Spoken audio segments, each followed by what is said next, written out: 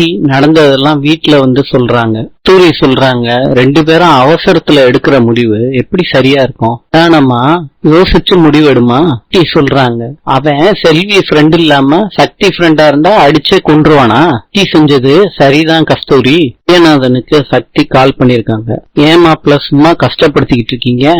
நான் சக்தி கிட்ட பேசணும், போனை கொடுங்க. நான் பேசுறேன். மாப்பிள்ள தன்மையா பேசுங்க மாப்பிள்ள, நான் குடுக்கறேன். கோவம் வந்ததுனால அடிச்சேன் சக்தி, வேற ஒண்ணும் இல்ல. என் குடும்பம் இருக்கு, நீ யாரு வேலு? உனக்கும் ஒண்ணும் இல்ல, இனிமேட்டு எனக்கு கால் பண்ணாத. சேரன் மீனாளுக்கு போன் பண்றாங்க. கூட்டிட்டு போங்க சேரன். மீனா, என் தங்கச்சி பிரச்சனை சரியான பிறகு நான் உன்னை கூட்டிட்டு போறேன்னு சொல்றாரு. கட் பண்ணிடுறாங்க. காலிங் பெல் அடிச்சிருக்காரு வேலு. எல்லாரும் வர்றாங்க வெளியே. இப்ப வேலை பார்த்து சக்தி சொல்றாங்க, திரும்ப திரும்ப வராதுன்னு தான் சொன்னேன்ல வேளா. வாழ்க்கையில நீ இருக்கியா இல்லையான்னு முடிவு பண்ற உரிமை எனக்கு மாத்திரம்தான் இருக்கு சக்தி. நீயா முடிவு பண்றதுக்கு நீ வெறும் சக்தி கிடையாது, சக்தி வேல். புரியுதா சக்தி? எல்லாத்துலயும் பாதிதான். உன்கிட்ட இருக்க திமிர்லயும் பாதி, எல்லாத்துலயும் பாதிதான் வேளா. என் காதல்ல பாதிய ஃபீல் பண்ணு சக்தி. ஆனா நான் பண்ண போறது உனக்கு நல்லா புரியும். சக்தியை இழுத்துட்டு போறாரு வேலு. மீனால் பழைய விஷயத்த சொல்றாங்க. மாமா ரொம்ப நல்லவருன்னு சொல்றதுக்காண்டி அதே முடிவு பண்ணட்டும்னு சொல்றாங்க. ஏனாதன் இதெல்லாம் கேட்டுட்டு பேசாம இருக்காரு. சிவபதி வேலு கிட்ட சொல்றாங்க, உனக்காண்டி சக்திய நான் மன்னிக்கிறேன். சக்திய மன்னிப்பு கேட்டுட்டு உள்ள போ சொல்லு. ஜோதி சொல்றாங்க, இவளை இப்படியே விட்டுட்டா என்னையும் மதிக்க மாட்டாடா, கேட்டுட்டு போ சொல்லு. அவ என்ன நம்பி வந்திருக்கா, வரட்டும்டா.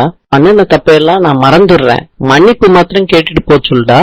உன்கிட்ட வேணா அவ மரியாதை குறைவா நடக்கலாம், ஆனா இந்த குடும்பத்துல இருக்கிறதுக்கு எங்களுக்கு கட்டுப்பட்டு தாண்டா இருக்கணும். உன் பொண்டாட்டி கூட்டிட்டு வந்தாலும் அவ இந்த வீட்டுல தாண்டா வாழ போறா. ஏற்படுத்திட்டு போயிருக்காடா, அப்படியே ஏத்துக்கிட்டா ஆனா என்ன ஆகுறது? பா, பண்ணாத தப்ப ஏத்துக்க சொன்னா அது தண்டனை தானேப்பா. அங்க ஒன்ன பெத்தவங்கடா, எங்க கிட்ட மன்னிப்பு கேட்டா அவ கிரீடம் இறங்கிருமா? கேட்க மாட்டேன்னு சொல்றா. வேலு, நீ அவனுக்கு ஒத்து போகிற. பெரியவங்க கிட்ட மன்னிப்பு கேட்கறதுல தப்பு கிடையாது, ஆனா செய்யாத குற்றத்துக்கு மன்னிப்பு கேட்கறது ரொம்ப தப்பு அத்தை. சக்தி வீட்டுல தடுத்தோம், நான் இவளை தூக்கிட்டு வந்திருக்கேன்ப்பா. ஜோதி சொல்றாங்க, அப்பனா அவ மனம் திருந்தி வரல, நீயாதான் தூக்கிட்டு வந்திருக்க. நம்ம வேலுக்கு ஒன்னும் புரியல. இவ மன்னிப்பு கேட்டுட்டு தான் உள்ள வரணும் மாமா. சக்தி என்ன புரிஞ்சுக்கிட்டாலே போதும், அடங்கி போக தேவையில்லம்மா. முடிவா என்ன வேலு சொல்ற? மன்னிப்பு கேட்டா வரட்டும், இல்லாட்டி திருப்பி அனுப்பிடுறா சக்திய. என் சக்திய நான் கடைசி முடியும் விட மாட்டேன்னு வாக்கு கொடுத்திருக்கேன்ப்பா, என்னால விட்டுட்டு வர முடியாது. ஜோதி சொல்றாங்க, அப்பனா உனக்காண்டி அவ விட்டு கொடுக்கட்டும், அவ மன்னிப்பு கேட்டுட்டு போட்டுமே. எதை வேணாலும் விட்டு கொடுக்கலாம், மரியாதையை விட்டு கொடுத்து ஒரு பொண்ணால வாழ முடியாது. வா சக்தி, உள்ள போலாம். நிக்க சொல்றாரு. பேச்ச கேட்காத யாரையும் நான் வீட்டுக்குள்ள அனுமதிக்க மாட்டேன். வெளியே அனுப்பிட்டு நீ மாத்திரம் உள்ள வாடா வேலு.